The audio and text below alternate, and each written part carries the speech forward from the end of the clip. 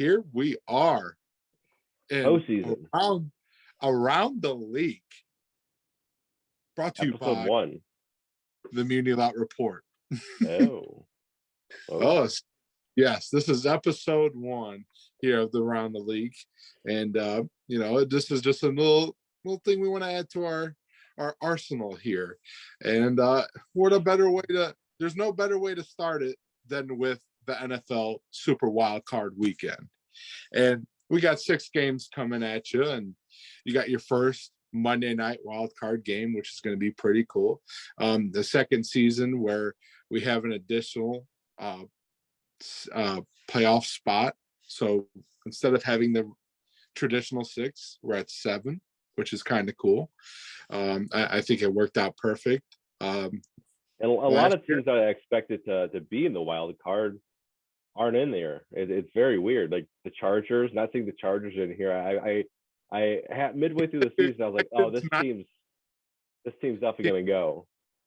Right, the teams that you expected to be in, and the teams that you didn't expect to be in. It's a wild year, and it's been the theme of the NFL this year that you're not really sure what's gonna happen. And I mean, hey man, the Steelers are in the playoffs. What the hell is up with that? There's so many weird things that happened this past week that I just like scratched my head like, what?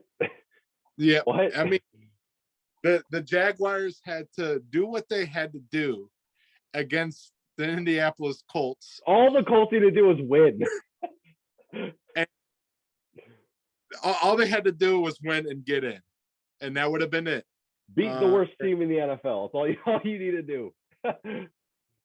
And the ugliest thing that could ever happen for a Steelers fan almost happened. Worst case scenario, the Raiders Chargers tie, and it went to the last 2 seconds of overtime in a late 47-yard field goal by David Carlson to send the Pittsburgh Steelers to the playoffs. Which, how clutch is he, right? I mean, he won the game against us. Just pulled out dubs for the Raiders left and right. Yeah, he's on an elite status. I mean, you have to put him right there behind Justin Tucker. He's came clutch multiple times. He's only missed 5 field goals within the last 2 years, and pretty much within 50 yards, he's automatic. So it doesn't matter where he's kicking it, what kind of weather he's kicking in. He's pretty damn good. He's very accurate. Consistency is key, man. That all this consistency is key. Right, but this is a great week for us.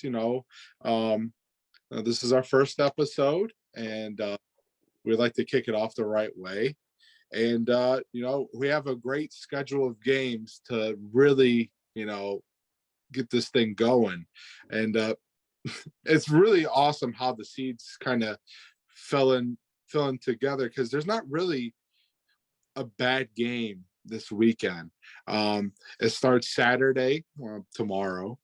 At 4:30, you got your first game in the Las Vegas Raiders and the Cincinnati Bengals. They're at 4:30.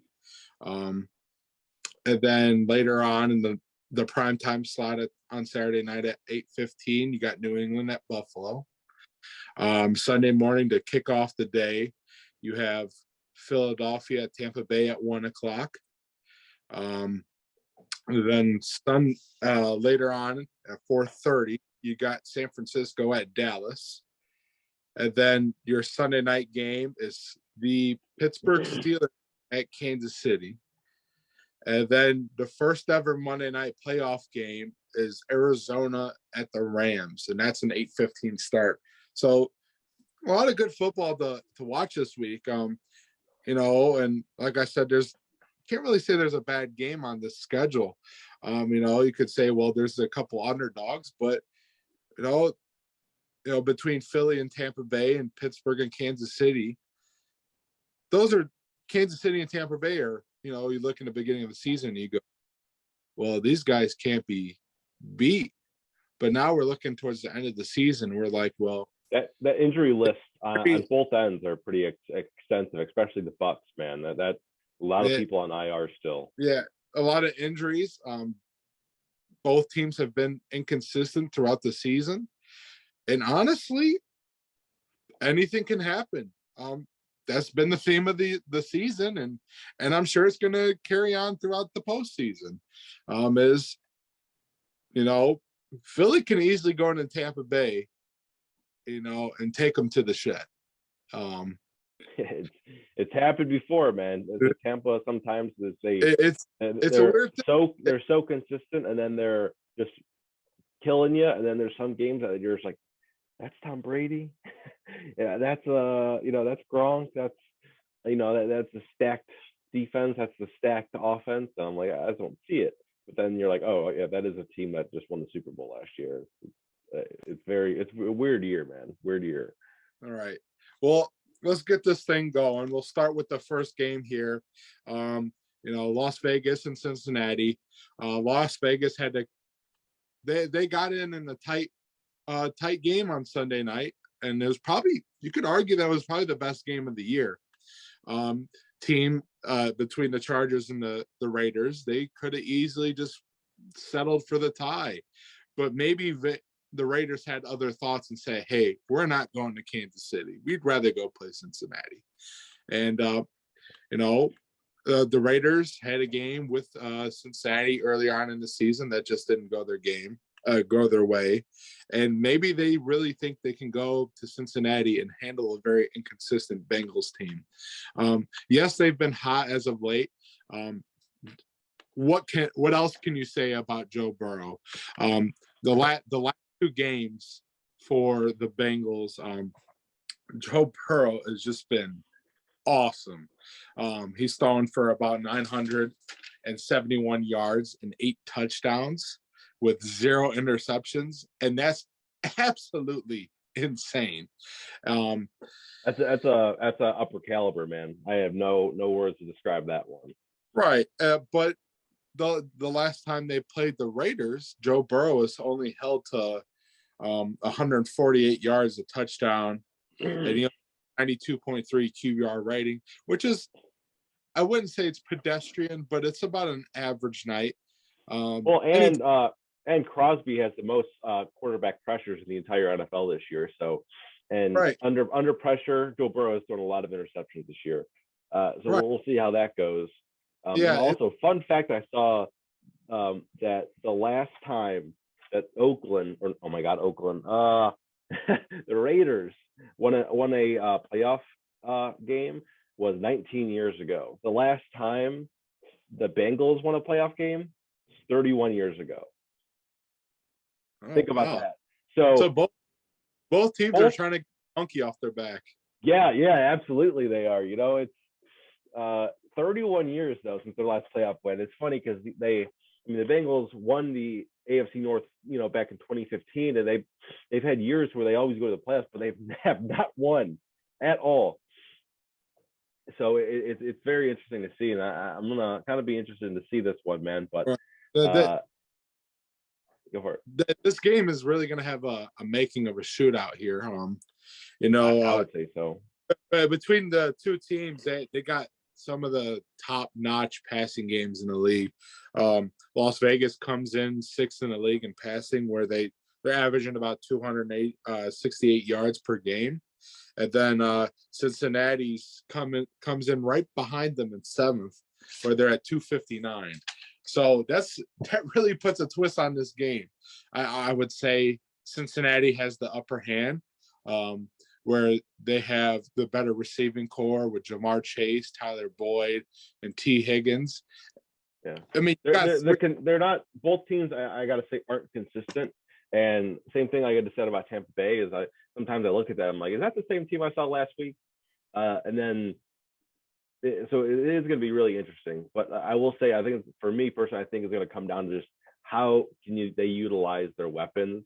And I just think if you look at a roster, Cincinnati has, I think, the better roster. Although, depending on the week, and that's really depending on the week, the Raiders can really, come in and, show up. And they have. You've seen it multiple times this year, but you've also seen multiple times this year where they fell flat.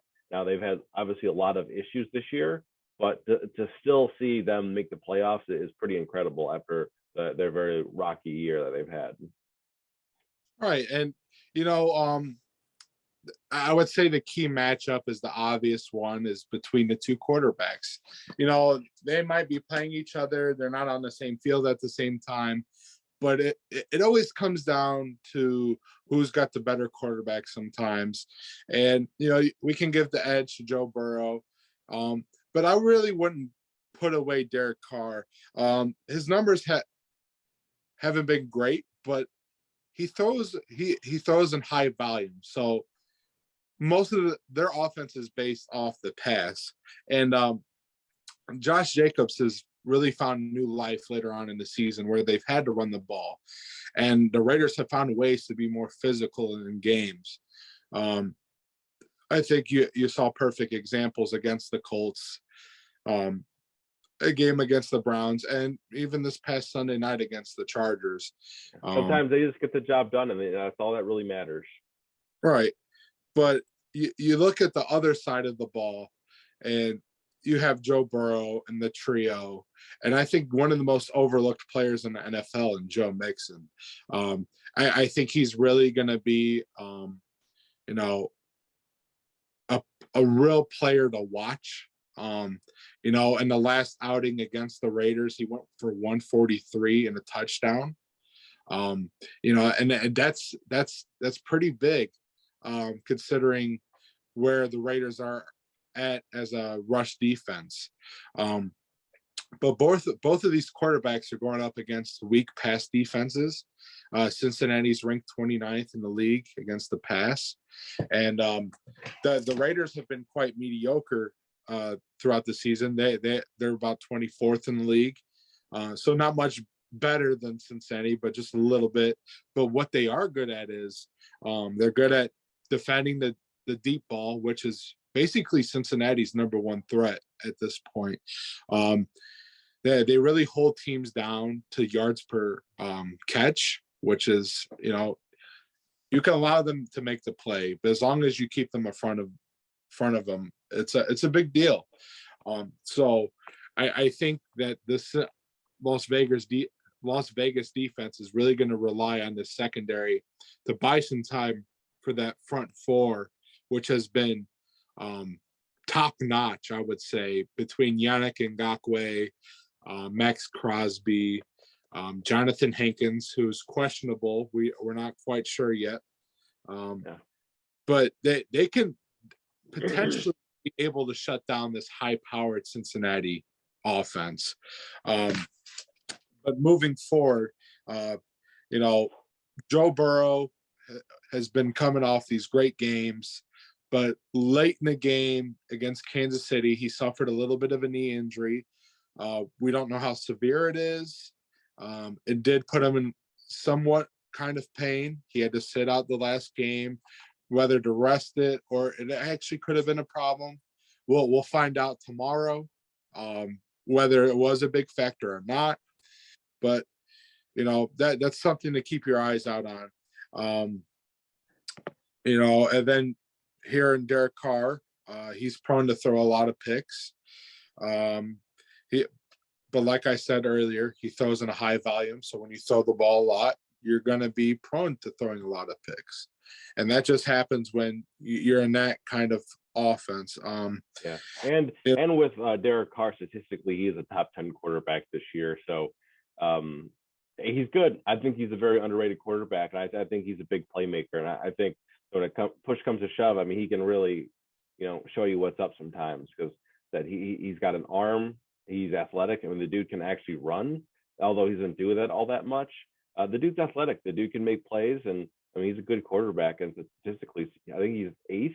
He's top 10, and you can't really sleep on him. Don't come into this game thinking that Joe Burrow is by far the better quarterback because he's a good quarterback. But hey, Joe Burrow has the same issues with than Derek Carr has. A lot of picks and high volume throwing.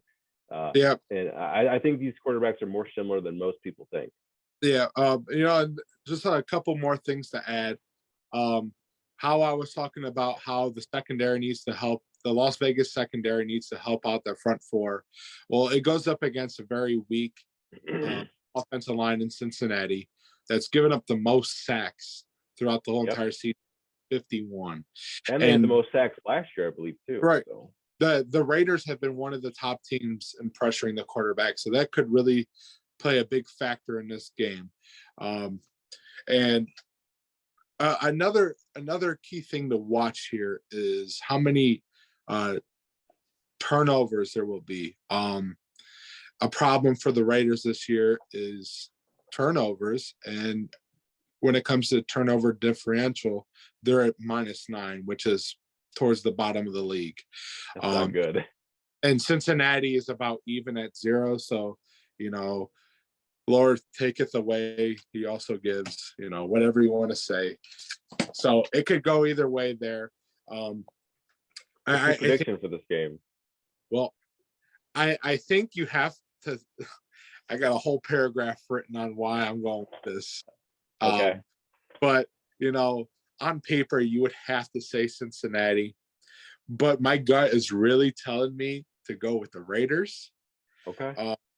In a nail biter, of course. It's going to come to a late second field goal by David Carlson. I feel like Carr will be able to put together a couple of good drives that will put them in a good position to win this game. Since he has been known to be very inconsistent, you don't really know what team you're going to get. It feels like they're going to come out and struggle in this first playoff game for this very young Bengals team. It's okay to lose this one. They're not going to feel horrible. So you're saying they're going to make it 32 years after this loss. Yeah. I gotta say, if they get that offense going, I think they'll roll. But the issue, and I think it's really going to break down to, is Derek Carr being Derek Carr and making plays, and that defensive line just absolutely destroying Cincinnati's offensive line. I think the quarterback pressure, I think, is going to be too much for him. I'm glad I'm not a betting man with this one, though. But I said I think I'm going to give it to the Raiders. I'm going to give it to the Raiders 21-24. I'm going 20 Raiders with a late second field goal. I can easily see it either way, though. I can easily see it being reversed. You never know what you're going to get out of these guys. Yep. It's going to be a tight one, but here we go. It's going to be a fun game. It should be a shootout. We'll keep this ball rolling here. Moving on to the late primetime game on Saturday. We got New England at Buffalo. Another division rival game. They've both stolen a game from each other throughout this season. New England won one in Buffalo, and Buffalo won one in New England. So it's going to be very interesting. Another real interesting part about this game is that the amount of people that are questionable or out right now for New England. There's currently no questionable, no one out for the Bills. They're healthy. They're ready to go.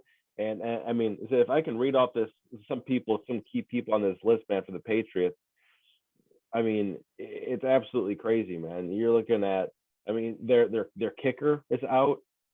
Damian Harris is out. Hightower, King, Myers, Phillips, Collins. I mean, it's all these dudes. A lot of these dudes are going to be out, man. You got two offensive line, two defensive line players. I mean, a lot of these guys are, like, Isaiah Wynn's out. So I don't know. This can be a weird one. Just by looking at that questionable list. That's a lot. A lot, man. Well, that being said, I still think this is going to be a close game. You got to give a lot of credit to the New England defense. Bill Belichick's always got a nice team put together. I think Mac Jones is going to keep him in the game, but I also think he's going to throw a pick that's might cost them the game towards the end. Without Damian Harris, which is one of their key offensive weapons. They have Stevenson, so I mean that's fine, but it's not like yeah, they have both of them, and that's the big issue. right. That's like having Kareem Hunt but no Nick Chubb, but on like a way less scale, in my Right. opinion. Right. It's gonna be tough for them. They are known to having 3 running back sets, so they could really still manage to get through this one. But like you said, there's a lot of injuries that it's going to be hard to overcome. If But some of those, last time they didn't have Harris, Stevenson did have a breakout game, so I had him in fantasy. Picked him up last second. all right, well, we'll just get right to the point. Buffalo's the healthier team. They were able to win the division. They won the last matchup between the two. I think I gotta give it to Buffalo, 21-13. Okay, I could easily see that. I think it's going to come down. I mean, obviously Josh Allen is Josh Allen. The guy can move, he can throw, he's got an arm. But it's that sometimes he's just like, what was that? Like, what was that? And I don't think we're going to see that. What was that quarterback? I think he's going to be really good. The issue is the run game. Can they get the run game going? Although Patriots have a good defense stopping the run.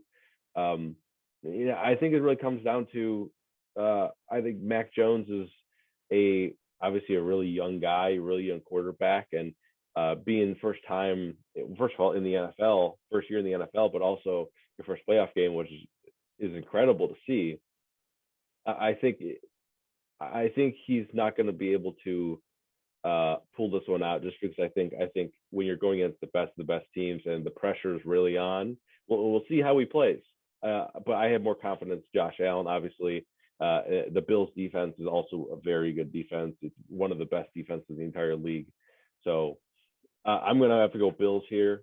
I'm going to say 31-21. I know that's kind of a big lead if you're a betting man, but I think that's what it's going to come down to.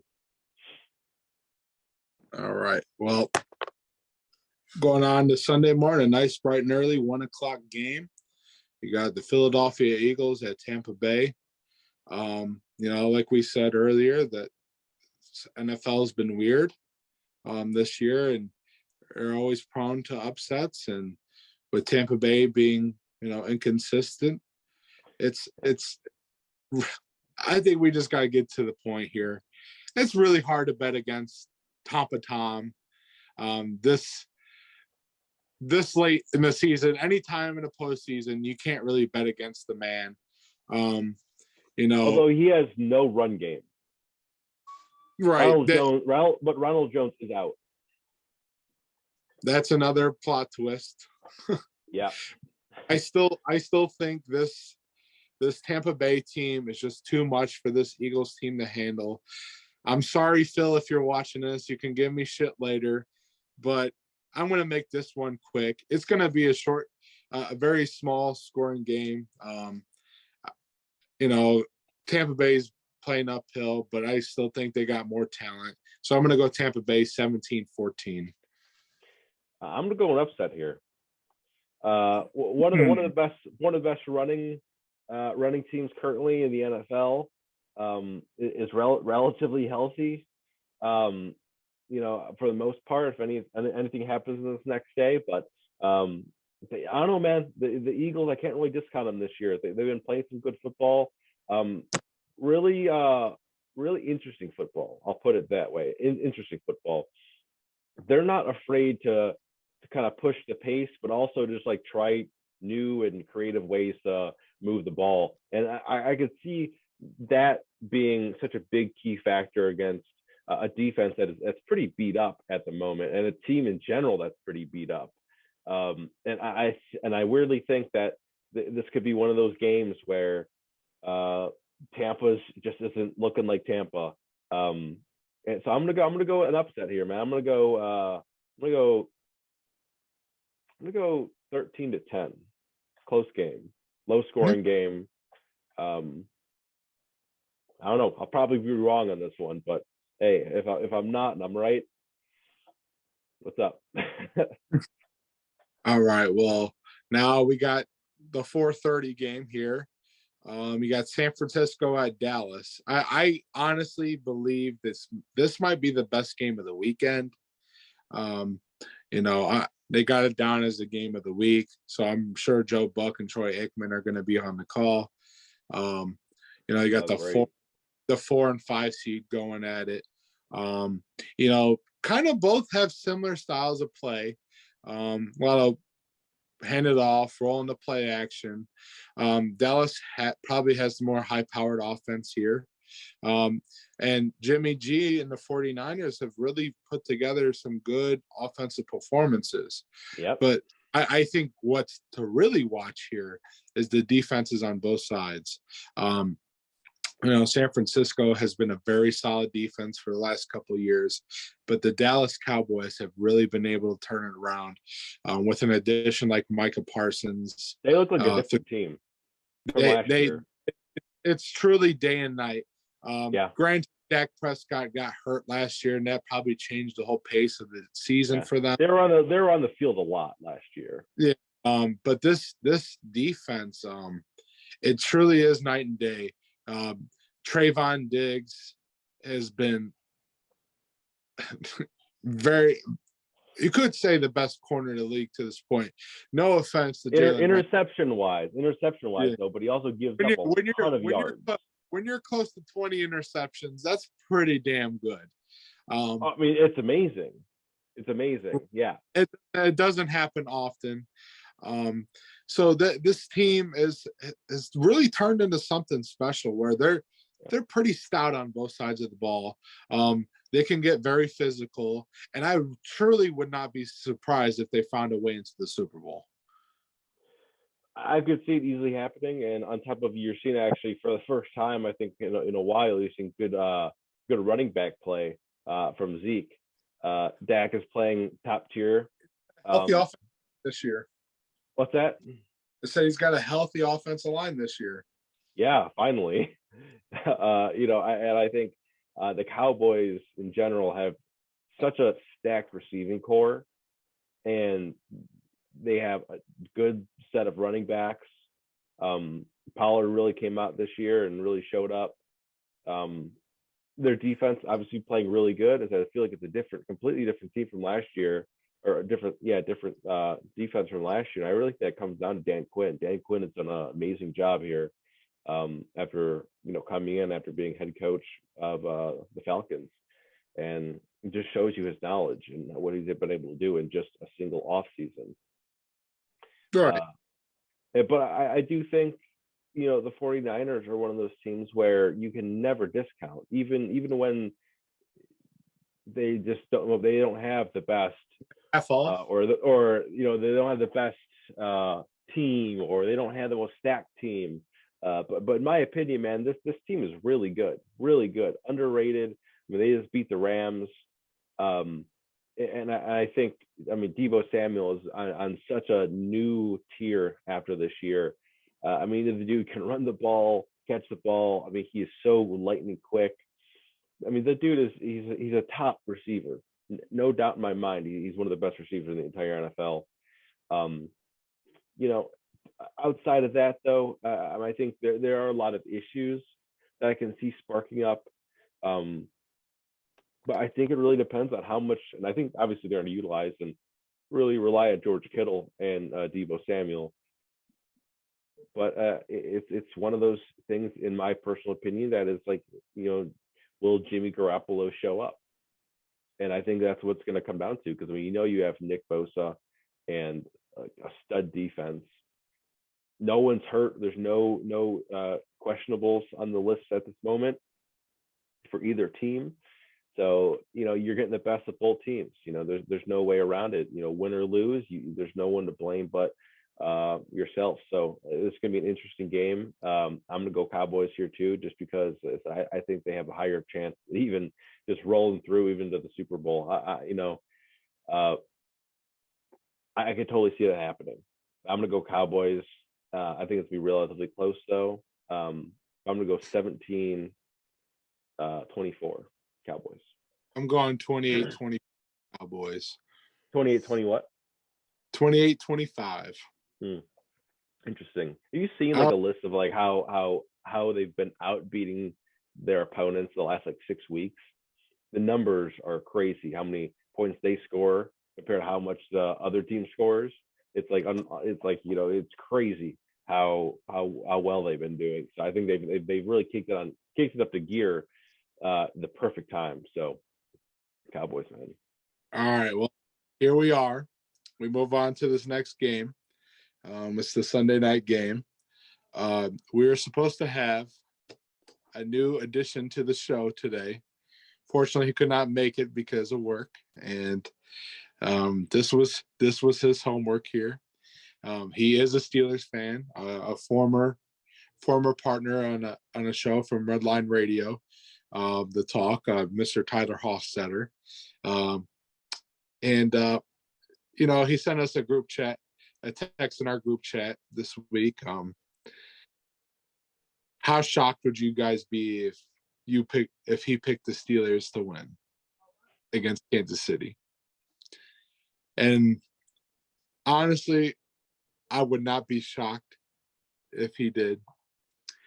So the suspense is real with that. But you head into Kansas City by just squeaking into the playoffs. You're 12.5 dogs on the road. This is Ben's last hurrah. The last time they were in Kansas City, they got a beat down. And honestly, I'm going to shock the world here. I'm going Pittsburgh. Kansas City is just one of those teams that's been on and off all year. They're playing without Clyde Edwards-Helaire. Yes, I was going to say their running back crew is not going to be much of a factor. So right. it's going to be all Patty Mahomes, right. sort of the Tyreek and Travis Kelce. So right, and it just seems too good to be true that like Big Ben's gonna ride off, and he's just gonna get blown out, and that's it for him. He's not gonna go down without a fight. And I feel like this Pittsburgh team's too scrappy and too physical to just get ran over a second time by Kansas City.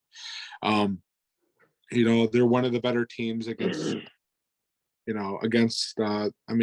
the pass rush, between TJ Watt and Cam Hayward, Alexander Highsmith. It's a lot of guys that go in there and get it done. And then you got Devin Bush and Joe Schobert that, are great at the second level there. That the secondary has been a little rough. They've been tough against the run, but I don't think they need to worry about the run here in this game. And they're going up against a Kansas City offensive line that has struggled all year, specifically against great pass rushers. And I mean, TJ Watt has had an MVP season. I think he personally got robbed of the sack record there in Baltimore.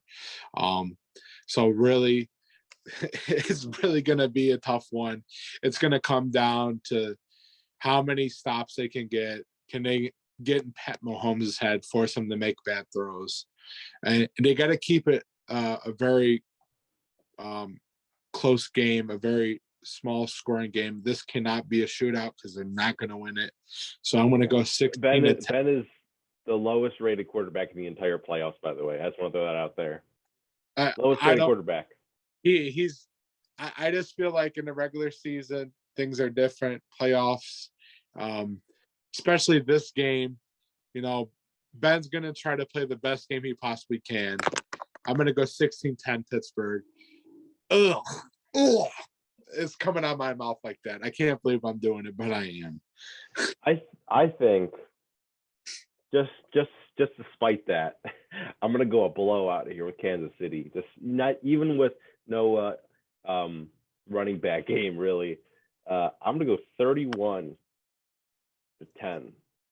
Kansas City. I think it's going to be a blowout. I just really hope Mathis comes and smacks Big Ben in the back and he can't get up or something. I'm sorry, I don't care. fuck the Steelers, hope they lose, and Ben has to get, carried off by two people on his shoulder. This is the one time I don't want to be right because I can't stand them. But at the same time, I wrote down 2 days ago that I was going with Kansas City 34-10. But I'm close. My gut is telling me otherwise. Like, I watch this team just as much as I watch the Browns, and that's just out of hatred. That's just out of hatred. I watch them because I hate them, and it just seems too good to be true that they're gonna just go away. And I just don't think it's going to happen. I think Kansas City is going to get surprised. They're going to make a mistake or two, and Pittsburgh's just going to be able to hold on for dear life in this game. It's going to be 16-10 with a minute left, and Pat Mahomes got the ball, and something just goes wrong when they don't get that last second touchdown. But that being said, easily can happen. Coffee, I hope you are shocked. My friends at Redline Radio, the Steel City Renegades, I hope you're shocked. But moving forward to the Monday night game, first Monday night game in Wildcard weekend playoff history. It should be a fun one. Another divisional game between two rivals that were fighting over the number one spot. Starting to sound like a broken record when we say this, but here we are. Arizona and the LA Rams. The Rams are a favorite. This is the one I'm most excited for, by the way. Oh, yeah. This is another game I got a bunch of notes on. The Rams are 3.5 favorites. I think a cool stat that we have for this week is Arizona has a very impressive road record at 8-1. They went into LA in week 4 and beat the brakes off the Rams. Kyler Murray had 268 yards and two touchdowns and a 120.3 QBR rating. But they were able to split the series. They came back to Arizona, and then Aaron Donald had different thoughts about this rivalry. He went in there, he had 3 sacks, 3 QB pressures, and 3 tackles for a loss. And then the Rams ended up taking that game away from Arizona at home. So, this is going to be a game where it's going to split the tiebreaker between the two teams. I think this is probably going to be the best game of the week. Out of the 3 that we really went through is, between the Raiders and the Bengals game, Cowboys, Niners, and this one, I think those are the 3 best games to watch. That the turnover differential is pretty huge in this one here. Arizona's plus 12, which is top 5 in the league. The Rams are plus 4, so they're not too bad in that category. But moving on to a key matchup, I think once again we're knocking on the door here of quarterback versus quarterback.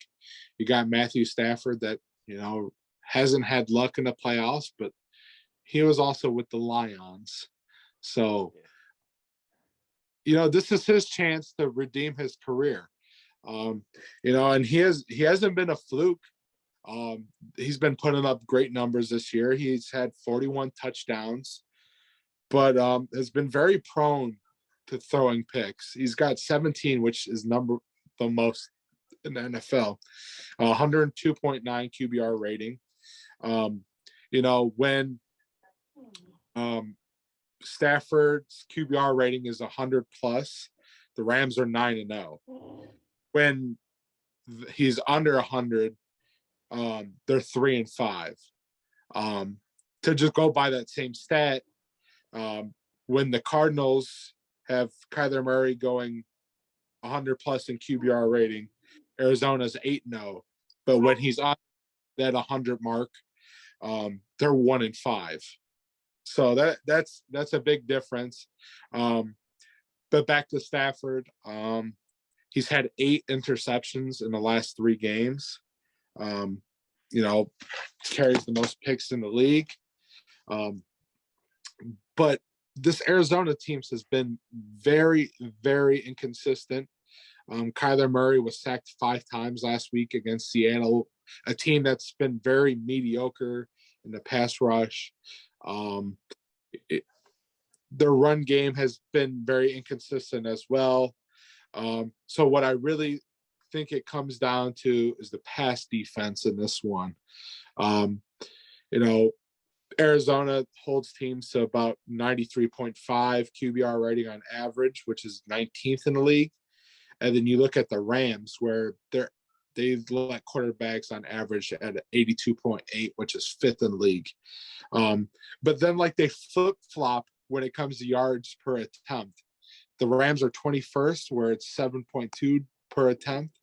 And then the Cardinals are 8th in the league with 6.9 per attempt, which is a very weird stat.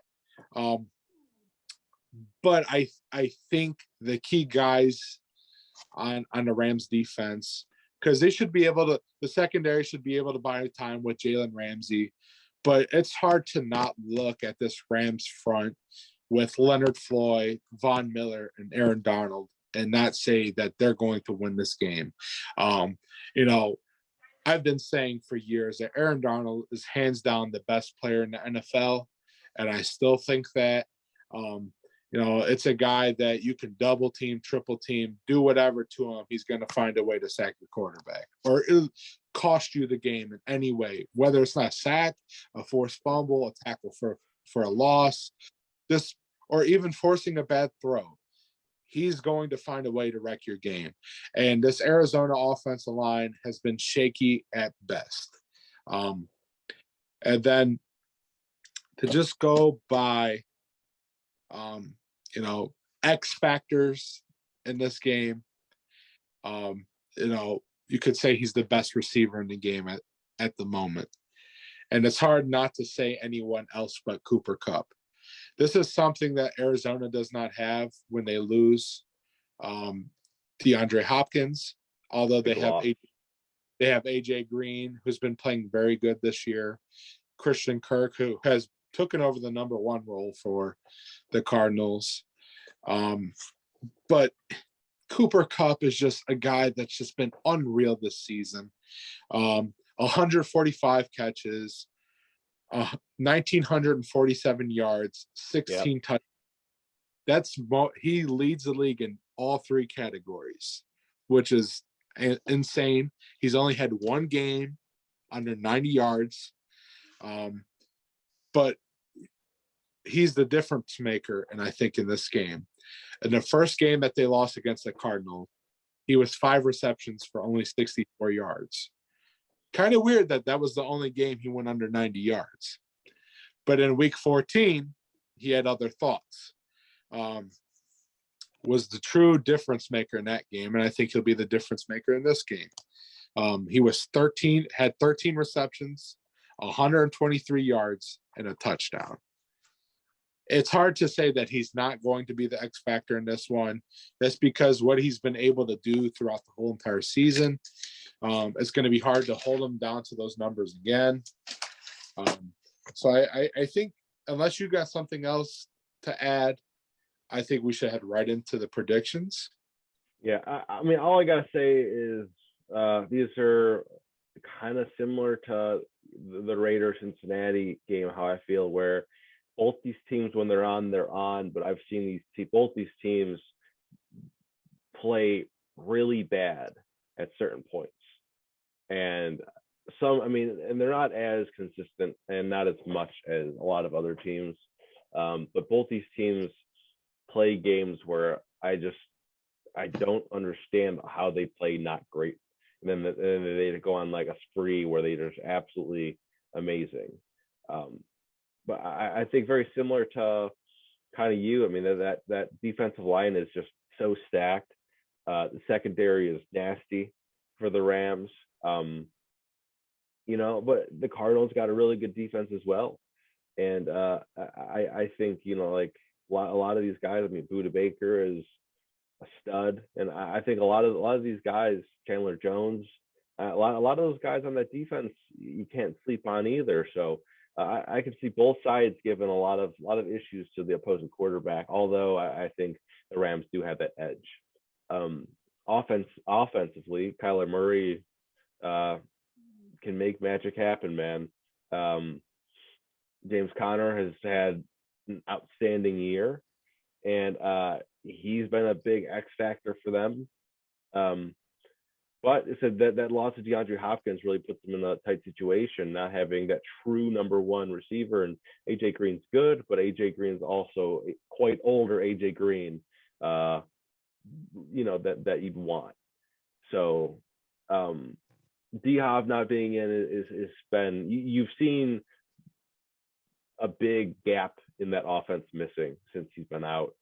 And Christian Kirk is a really good receiver. I just don't think they're going to have the depth to get away with a win here. And I don't know if Akers is playing. Do you know if he's back for the Rams? Wait, who is it? Cam Akers. They're starting running back towards Achilles. I knew he started practicing again. I wasn't sure if he was cleared or ready to play for this game. So that's interesting. And Sony Michel also had a pretty good last couple of weeks. I mean, I don't think he's a top running back, but he's had a few games where I'm like, wow, okay, where was that New England? So, very interesting game. It could go either both ways. I said it just depends on, one team shows up a little bit more than the other. And I'm gonna go with the Rams here.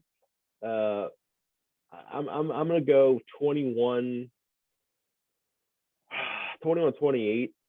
21-28 Rams. Let's go there. All right. Well, I'm going to go Rams as well. I think they have a better balance of talent on both sides of the ball. I've been saying all year that, even when the Cardinals were at their best, they were just due to fall apart at one point in the season because they're just too inconsistent. They're third in the league in offensive penalties. That's been holding them back all year. Their offensive line hasn't been that great. Like you said, James Conner's had a great season, but in terms of actually yards per carry and rushing the ball, he has not been very great. Granted, he's had 17 touchdowns, which is, you can't ask for more from your running back, but they haven't been able to get positive yards in the run game. So I think this is where the anomaly is when it comes to stats. The run game because it says that they are fifth in the league in the rush, but it really doesn't show. It really might just be Kyler Murray just being that playmaker that he is. And I think he's the only reason why they could win this game. But I just think that this Rams team is too mature. They have more talent. The one time the Cardinals beat the Rams this year, it's before they made those key additions of Von Miller and Odell. Odell's really turned it around this year. Von Miller's playing great ball.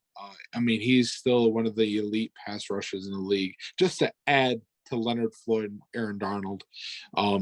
It's just, I see this game still being somewhat close, moving towards the later on in the game. And I really feel that at a certain point in the game, the Rams are just going to break away, and this game is just going to end with a score of 24-14. I have a hard time believing that the Cardinals are the contenders that we thought they were in the beginning of the season. I agree. But I agree, man. But yes, we have ran through all of our picks, and this is a nice start to get it going for our first episode of Around the League. We got a couple more things to throw at you guys. We got to a new partner to join us next week, hopefully. Things are a little limited with our schedules right now, so we're still trying to figure it out. Within the next couple of weeks, we should have this thing really going where we're all here together. But that being said, thank you for watching. I know this is kind of last minute, and just keep going. And all we got to say is go Browns. Even though they're not playing, go Browns. Yep, next year. Can't wait till August. All right. And cut. Okay.